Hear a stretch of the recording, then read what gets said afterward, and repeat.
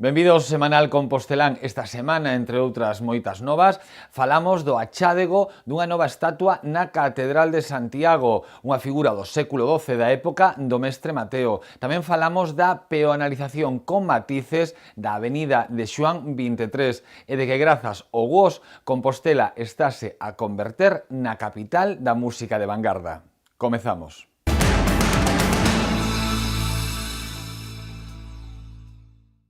O PSOE está preocupado polo aumento de contratos menores que está a sacar adiante o goberno local no que levamos de ano.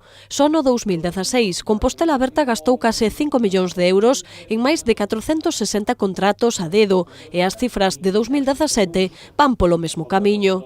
Neste senso, Paco Reyes advertiu que nos primeiros 7 meses do ano o executivo de Martiño Noriega gastou o 80% do gasto feito para este fin no 2016. Co 50% do tempo, 7 meses con respecto ao ano, e o 50% do tempo, xa se cubre o 80% do gasto en contratos menores do ano pasado. Dito de outra maneira, se se continúa con este recurso os contratos menores que se leva durante estes 7 meses, isto se continúa ata o mes de decembro, ao final deste ano haberá un gasto en contratos menores que vai ser un 34% máis que o ano pasado. Estes contratos menores, segundo a lei, poden facerse cando o Concello non conta con recursos propios para ofrecer ese servizo, un extremo que, asegura o voceiro socialista, non se garantiu en moitos dos contratos asinados. O programa de mocidade foi contratado, neste caso unha empresa de Cidadanía, por 12.000 euros. Bueno, isto se viña facendo con persoal propio do Concello. Por que agora hai que contratar unha empresa menor? Particularmente cando quen goberna hoxe, pois unha das súas bandeiras é claramente a municipalización dos servizos. Bueno, nestes casos o que se está a producir unha privatización. É por iso que o PSOE levará ao pleno ordinario deste mes unha moción exixindo ao goberno local a implementación de medidas que melloren a transparencia neste tipo de contratos.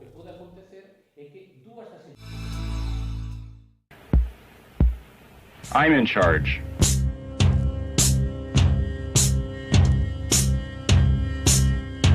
You cannot enter the world of experimental art in the United States without talking about Tony Conrad.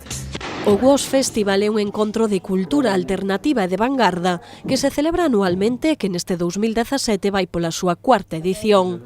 Esta cita ten o seu motor principal na música, pero tamén abarca artes visuais, cine, artes escénicas, coloquios e conferencias. É precisamente esta esencia, algo diferente, o motivo polo que a Deputación da Coruña colabora coa súa celebración en Santiago xunto con outras administracións e entidades. O evento foi presentado esta mañá na Fundación Granel.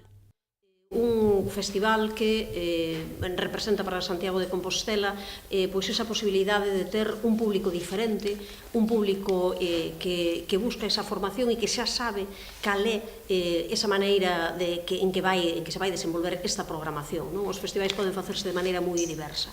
Ao final, un festival pode ser unha suma de concertos, unha suma de espectáculos, unha suma dunha serie de actividades programadas, ou pode ter realmente un selo distintivo, ou pode ter a capacidade xustamente de dicir este é o noso perfil diferenciador. E iso, en moi poucas edicións, neste caso o Festival GUOS xa o conseguiu, de tal maneira que xa hai un público GUOS, xa hai unha xente que está absolutamente formada e que sabe que o que se vai ofrecer que é algo que vai gustar, que é algo que lle vai a chegar algo. É que, aínda que Santiago é unha cidade con moita historia, San Martín ve precisamente no GUOS a oportunidade de que a nosa cidade tamén sexa epicentro da vanguarda, ofrecendo múltiples posibilidades. Un festival que conxuga e que fai que teña un espírito particular nunha cidade que ás veces pensamos que representa o contrario, non? Esta é unha cidade que fundamentalmente representa moitísima historia, levamos o peso da historia aí en cantidade das propostas alternativas que hai, mas que ao mesmo tempo sexa vanguarda, sexa futuro, sexa a aparición de experiencias novas, modernas, onde se mistura pois esta presentación de proxectos musicais moi potentes, esa presentación tamén desde o mundo do audiovisual, ese debate sobre o futuro da cultura, o futuro de cara onde queremos ir, eses encontros de persoas creadoras que se xuntan neses espazos, como ben comentaba o alcalde, neses espazos tan diferentes que ten a cidade, en espazos distintos, en espazos onde acaban sendo un fervedoiro. O GUOS vaise celebrar do vindeiro mércores día 6 ao domingo 10 en 12 puntos como a Cidade da Cultura, o CEGAC, a Fundación Granel, a Sala Numax, a Capitol ou o Mercado de Abastos. É un festival que nós queremos apoiar exactamente igual que o facemos con outros festivais a través dunha liña específica, non? Que desde a Deputación da Coruña con criterios obxectivos, con criterios ademais cunha comisión externa de avaliación, baseados fundamentalmente na procura de calidade e profesionalidade arredor justamente das propostas que se nos ofrecen. Esta é unha das propostas que apoiamos, como outras moitas dos festivais, tanto os que veñen dos concellos como os que veñen de entidades. Coa celebración do GUOS comeza un periplo en Santiago cheo de citas culturais xa consolidadas e de gran importancia. Con todas elas implica a Deputación. Realmente é un momento moi importante cando hoxe que xa comeza a chover e xa parecemos que estamos neste outono, que aparece, estamos nun momento especialmente vizoso para Santiago de Compostela. Dentro de poucos días presentaremos Curtocircuito, logo chegará Cine Europa, son tamén apostas de festivais que nós apoiamos desde a Deputación da Coruña e que xunto con GUOS fan un momento en que volve o estudantado, un momento en que está a xente de regreso da súa etapa merecida de descanso e en que temos unha proposta que realmente nos parece moi forte, moi intensa. Unha programación que, ademais, en algúns casos coinciden algunhas das propostas musicais que veñen aquí con grupos, con persoas que van ser finalistas tamén do Premio Musical NARF da Deputación da Coruña, que tamén que vai ter lugar en Santiago de Compostela a mediados deste mes, e de algo de que nos alegramos. O GUOS permite que se poidan escoitar en Santiago bandas moi difíciles de ver. De feito, é tal o seu tirón que un 70% do público deste festival chega dende fora da nosa cidade.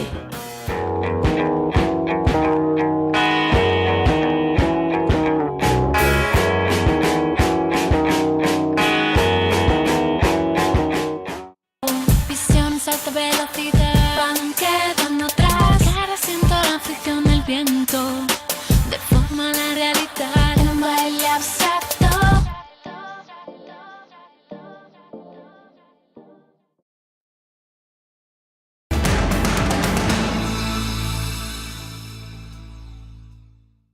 E no turismo en Galicia, a marca que aglutina as 5 rutas do viño de Galicia, Monterrei, Rías Baixas, Ribeira Sacra, Ribeiro e Valdeorras, pon en marcha por primeira vez un roadshow que achegará esta oferta turística ás 7 cidades galegas. E que mellor que dar a coñecer os viños galegos que probándoos, polo que haberá catas e outras actividades. E que o noso viño é, segundo os organizadores da acción, un expoñente da nosa cultura que permite desestacionalizar o turismo. De alguna maneira son eses elementos que venden Galicia alá das nosas fronteiras. O viño é un vendedor único que dentro dunha mesa, unha botella, é un interlocutor que fala dunha terra, que fala da nosa paisaxe, que fala da nosa xente, da nosa cultura, da nosa gastronomía. Además de ser un complemento perfecto para nuestra oferta turística, el enoturismo cuenta con un gran poder de desestacionalización, que tan importante es para el turismo tranquilo y de calidad, y que es lo que buscamos. Este Enotrack foi impulsado por Enoturismo de Galicia en colaboración coa Xunta, o Clúster de Turismo e as propias rutas do viño. Tras percorrer Galicia, o roadshow visitará Madrid e París. Durante todo un mes, que son as 5 denominacións de orixen, en as adegas Lavinia en Madrid, e despois iríamonos a París tamén para seguir facendo esta posta en valor do noso enoturismo. No 2016, só na ruta das Rías Baixas pasaron máis de 100.000 turistas, cifras que non deixan de medrar. Alemán, francés, inglés e italiano. E, ademais, portugués, catalán, checo, chinés, xaponés, galego para non galego falantes ou español como lingua estranxeira. Esta é a oferta para o curso que comeza no Centro de Linguas Modernas da Universidade de Santiago. Para a aprendizaxe do idioma, nesta ocasión, a entidade quere centrarse tamén nas actividades complementarias que permitirán implicarse na cultura de cada país. Pero como novidade, os alumnos terán clases de destreza oral.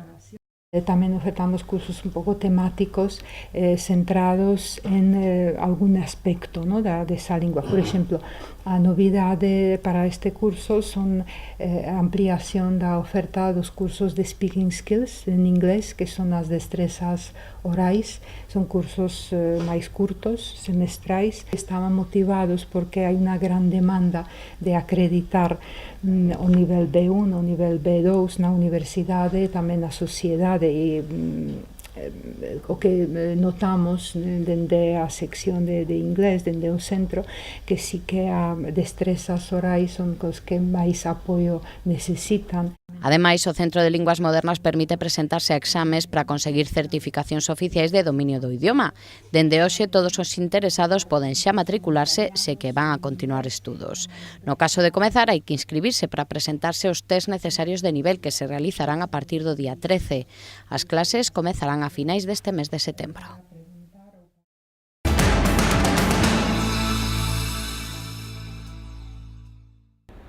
A adxudicación da Ore do Guindastre segue no aire 2 anos despois de coñecerse a sentenza que anulaba o contrato concedido a Setex Aparqui. A empresa que lle correspondería asumir o servizo, Doal, asegura que o contrato é nulo e pide ao xuíz unha indemnización de 700.000 euros. Ante esta situación, o BNG exixiulle ao goberno local claridade. Neste senso, Rubén Cela asegura que ao final os composteláns terán que abonar esta indemnización pola cabezonería de Compostela Aberta. Pois un escenario que sería terrible, non? Que por culpa do mal facer e da cabeceroría do goberno de Compostela Aberta, o Concello de Santiago acabe pagando 700.000 euros o que dictamina a Xustiza en concepto de indemnización por un traballo non realizado.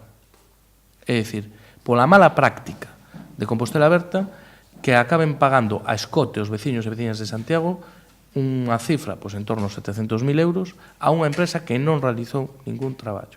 Rubén Cela tamén lle pediu ao goberno local que lle dea unha volta a decisión de peonalizar Xoán 23 e que Compostela Aberta anunciará en breve se a medida se fai definitiva e o Bloque teme que as restriccións provoquen graves problemas de tráfico. Vai haber un problema, xa o hai, pero vai ser moitísimo máis grande na conexión entre Pelamios e Galeras e Salvadas, non? Por lo tanto, nós creemos que eso precisa dunha reflexión máis a fondo, apoiada en datos técnicos, e desde logo nos facemos un chamamento a que antes do día 15 que o goberno municipal repense esa solución, porque senón non estamos convencidos de que vai a ser tremendamente problemática. E aínda relacionado ca mobilidade, os nacionalistas levarán ao pleno ordinario de setembro unha iniciativa pedindo que as zonas de posición avanzadas para bicicletas instauradas en varios puntos da cidade se fagan mixtos para que tamén os poidan usar os usuarios de motos. Coa próxima chegada do outono son moitas as citas de importancia que se acumulan na Axenda Cultural Compostela. Esta mañá presentouse un deses eventos que marcan a diferencia en Santiago, o Outono Codax Festival, un certame de música negra que celebra a súa 7ª edición. Un festival que segue a apostar por ritmos aos que cada día se suman máis e máis adeptos: soul, blues, rhythm and blues, funky, boogie, rock and roll. Son todos seres que Outono Codax percorre a través das décadas máis clásicas, pero que, como sabedes, redescubre tamén nas novidades que presenta o panorama actual destes xéneros. O festival permite escoitar a artistas de nivel mundial que poucas veces ou nunca actúan en España, pero tamén aposta polos músicos destes xéneros, ás veces descoñecidos, que temos en Galicia.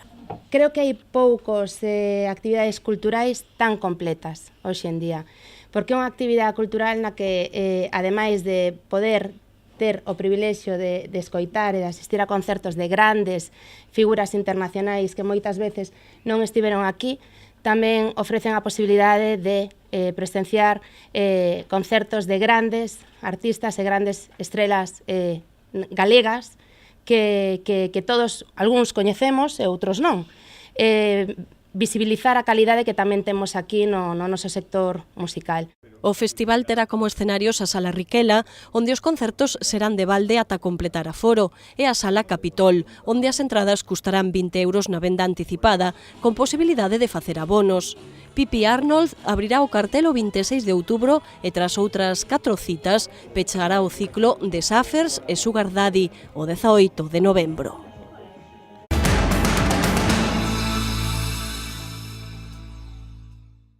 Se o 10 de xullo pasaban por San Francisco e Xoán 23 máis de 50.000 vehículos a semana, na última semana de agosto a cifra se achegaba aos 10.000 coches. Un dato que, segundo Jorge Duarte, amosa que a peonalización branda da zona foi un acerto. É por iso que a medida farase definitiva, pero con algunhas melloras. Así, permitirase o paso a aqueles coches que teñan como destino algún dos lugares que se atopan entre Galeras e Burgo das Nacións. Non queremos perxudicar a aqueles colectivos e usuarios que necesitan circular por San Francisco e Xoán 23, que sería basicamente os usuarios do aparcadoiro municipal de Xoán 23, do Centro de Enseñanza López Ferreiro, das facultades de Magisterio, Enfermería e Medicina, da Biblioteca Ángel Casal, do Centro de Saúde de Galeras, para a utilización da nova Escola Municipal de Música, máis aos hotéis de San Francisco e os taldos reis católicos que xa teñen un acceso á actualidade, e tamén daqueles residentes que queran utilizar as prazas que están ubicadas na Costa Bella, poderán ter esta autorización. Haberá controis da policía ao longo dos vindeiros días. A intención primeira será facer un traballo didáctico, evitando as sancións. Haberá controis puntuais.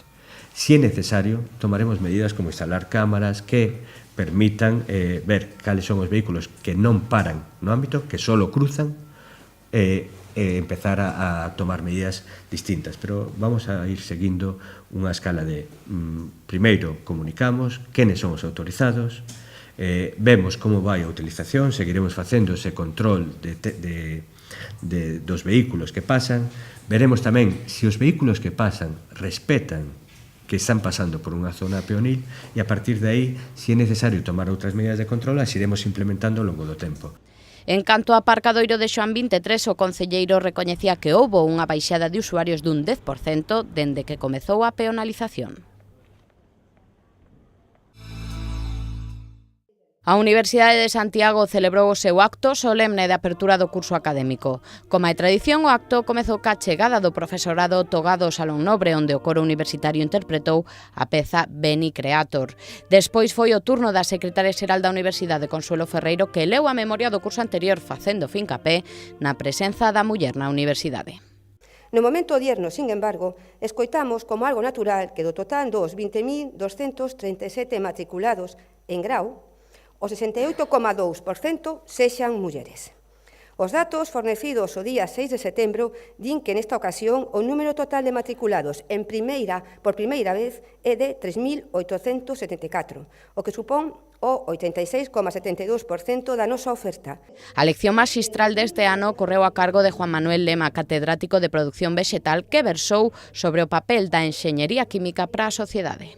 Considero esta ocasión como unha oportunidade para reivindicar o papel decisivo da química e máis particularmente da enxeñería química, disciplina que trata de levar á práctica procedementos descubertos a escala laboratorio. Ás veces sentímonos incomprendidos e pouco valorados cando a cotío observamos que para o grande público a química ven sendo sinónimo de artificial, molesto, contaminante ou mesmo perigoso. O acto finalizou co discurso do reitor da USC, Juan Viaño, e ca interpretación do Gaudeamus. Entre as autoridades convidadas estaban o arcebispo de Santiago, Monseñor Julián Barrio, o alcalde Martiño Noriega ou a valedora do pobo, Milagros Otero.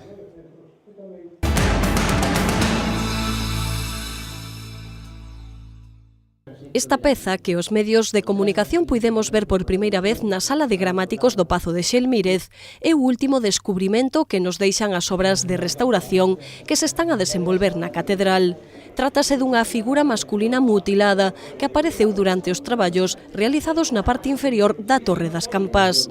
O certo é que o achádego xa se produciu en novembro, xunto cunha estatua do mestre Mateo, que xa foi presentada entón, pero dende a catedral quixeron que esta figura tivera o seu protagonismo no seu momento. En aquel momento se planteó, ¿presentamos las dos piezas o lo hacemos por partes?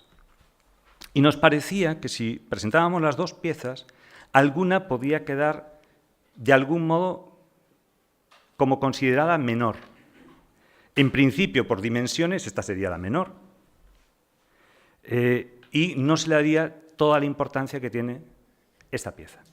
A peza atribúeselle ao chamado mestre dos panos mollados, un enigmático artista ou obradoiro que traballou na catedral cara ao ano 1170 e que, polo tanto, é da época dos primeiros momentos de desenvolvemento do proxecto do mestre Mateo. Con este achádego, a intervención no templo compostelán non deixa de destapar novos datos históricos. A catedral non cabe dúbida que é un libro de historia aberto e que a veces hai que topar as páxinas ou hai páxinas escondidas que pouco a pouco pois imos topando e tamén pois desexar pois que non sexa a última, que os traballos de rehabilitación que están a facer pois dentro de algúns meses, poucos anos, pois estén felizmente rematados e poidamos, como galegos, estar francamente orgullosos do enorme valor cultural e do enorme valor patrimonial pois desta sede catedralicia. A presentación desta peza coincide co anuncio do goberno local de reclamar dúas estatuas propiedade actualmente da familia Franco para que volvan formar parte do patrimonio público de Santiago. En todo caso, estamos a falar pois dunhas pezas que pertenceron no seu momento ao Concello de Santiago, que obviamente esas pezas que foron propiedade do Concello de Santiago apareceron ou son actualmente propiedade pois dunha familia e terá que ser o Concello de Santiago o que se preocupe por averiguar que pasou dentro da súa casa. A figura masculina mutilada do mestre dos panos mollados poderase visitar no Pazo de Xelmírez ata o vindeiro luns, cando será trasladada a Madrid para formar parte dunha exposición do Museo Arqueolóxico Nacional. A finais de 2015, o Concello encargara un estudo sobre os puntos negros da cidade en canto a inundacións, un informe que se foi completando ao longo destes meses e que, tras as fortes chuvias de finais de agosto, puxo de manifesto a necesidade de actuar en distintas zonas da cidade. Hoxe a Xunta de Goberno aprobaba requerirlle a Viacua unha actuación pola vía de urxencia en 7 puntos sensibles. A rúa Frei Rosendo Salvado, no ensanche nas rúas da Senra, República do Salvador, Praza Roxa e Ramón Cabanillas, na confluencia entre Galeras e a rúa Entre Ríos, na confluencia de Calzada de Santo Antonio con Calzada de San Pedro, na rúa Santa Clara, a altura do edificio do número 19, na rúa Berlín en Fontiñas e na vía Edison na proximidades da intersección coa vía diésel, parte dos posibles intervencións xa a nivel de tuberías, que xa son características de cada punto, pois en sumar pozos de rexistro ou reixas dos sumidoros o que se necesite en cada punto para facilitar que se trague auga nos momentos de moita auga. Ademais, solicitouse a Augas de Galicia que actúe canto antes no rego do Cancelón, culpable das inundacións ocorridas nunha vivenda da Rúa do Olvido. Tamén se lle pediu a Urbaser implantar novos protocolos de actuación con respecto aos restos de embalaxe das empresas do polígono do Tambre para evitar obstruccións nos puntos de captación de augas. Por certo, que a vindeira semana convocarase unha xunta de goberno extraordinaria para iniciar a contratación do alumeado de Nadal.